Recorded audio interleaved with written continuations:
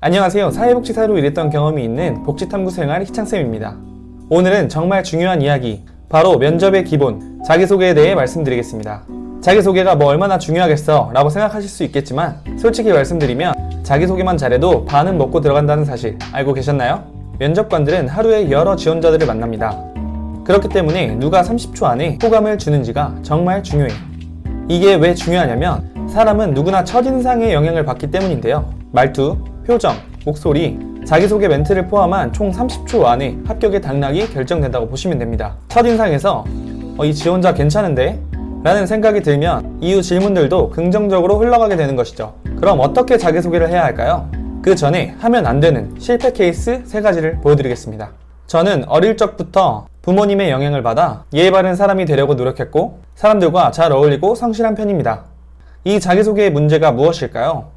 사회복지 직무와 관련이 없을 뿐더러 너무 흔한 단어를 사용하고 있습니다. 전혀 남들과 차별점이 느껴지지 않는 거죠. 그럼 어떻게 문장을 바꾸는 게 좋을까요? 어떤 식으로 작성해야 하는지 제가 직접 바꿔봤습니다. 저는 새로운 환경에 빠르게 적응하고 맡은 일을 책임감 있게 끝까지 해내는 사람입니다.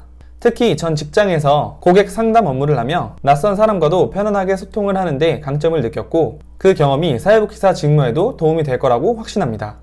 자, 어떤 차이점이 느껴지시나요?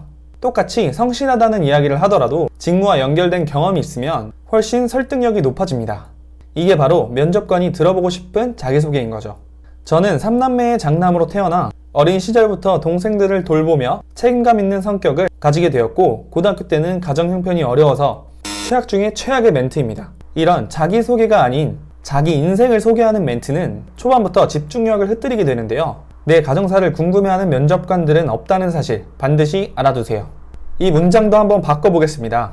저는 책임감 있는 성격으로 맡은 일에 끝까지 집중하는 지원자 유희창입니다. 최근에는 노인복지관 자원봉사 활동을 하면서 어르신들과 직접 소통하고 도와드리는 일이 제게 잘 맞는다는 걸 느꼈습니다. 이런 경험을 토대로 사회복지 분야에서 꾸준히 성장하고 싶습니다. 이렇게 가정사보다는 나의 업무 역량과 경험을 중심으로 말하는 게 핵심이에요. 면접관들은 여러분의 성장 스토리보다는 현장에서 어떤 역할을 할 수 있는지 궁금해합니다. 저는 어떤 일이든 두려워하지 않고 도전하는 스타일이며 항상 최선을 다합니다. 제 열정은 누구보다 강하다고 자부합니다. 이 자기소개의 문제는 무엇일까요? 어떤 걸 도전했는지, 어떤 거에 최선을 다했는지, 어떤 부분에서 열정이 강하다고 느꼈는지 뒷받침해주는 구체적인 근거가 없습니다.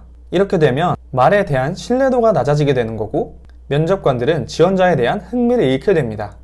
이 문장도 한번 바꿔보겠습니다. 저는 실제로 45살에 처음 학점은행제를 통해 사회복지사를 공부했고 자격증을 취득하기 위해 매일 1시간씩 온라인 강의를 수강했습니다. 이 경험을 통해 배운 지속력과 실행력이 제 강점이라고 생각합니다. 이렇게 말만 그럴듯한 열정은 누구나 말할 수 있어요. 그런데 행동으로 증명한 열정은 기억에 남습니다. 그래서 면접은 말이 아니라 근거 있는 말을 준비해야 합니다. 지금 보여드린 실패 사례 3가지 다 비슷해 보여도 한 가지 공통점이 있는데요.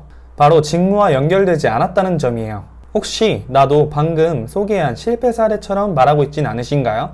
사회복지사 면접이라면 사람과의 소통, 책임감, 실제 경험을 중심으로 풀어내는 게 가장 중요합니다. 그리고 한 가지 더 중요한 게 있어요. 바로 표정과 말투인데요. 면접에서는 자신감 있는 말투와 표정이 합격의 당락을 결정짓게 됩니다. 같은 말을 하더라도 불안한 표정과 작은 목소리로 한다면 인상이 다르게 느껴지는데요. 면접관들의 눈을 피하지 않고 내 이야기를 자신감 있게 말한다면 면접관들의 인상에서 기억되는 사람이 될 확률이 높아집니다. 그럼 마지막으로 제가 합격했던 자기소개를 알려드리면서 영상을 마무리하고자 합니다.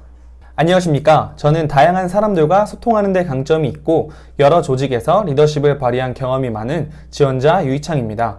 학창시절 과 대표와 총학생회 복지부장을 맡으며 복지 물품 배부 시스템을 개선하고 학우들이 실질적으로 필요한 정책을 반영하기 위해 직접 설문조사를 진행 후 교내 토론회를 직접 주최한 경험이 있습니다. 또한 청소년 대상 자치활동에서는 고학년 친구들의 낮은 참여율 문제를 해결하기 위해 직접 만드는 나만의 캘린더라는 프로그램을 기획하고 운영했으며 참여자 만족도 조사에서 90% 이상 긍정적인 응답을 받은 바 있습니다.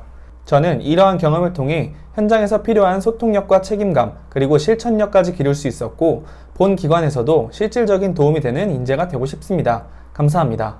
이처럼 자기소개는 그냥 자기 이야기를 하는 것이 아니라 내가 이 자리에 꼭 필요한 사람이라는 첫 어필입니다. 이 30초를 잘 준비한다면 면접의 반은 이미 성공했다고 보시면 됩니다. 오늘 영상이 도움이 되셨다면 좋아요, 구독 한 번씩 눌러주시고요.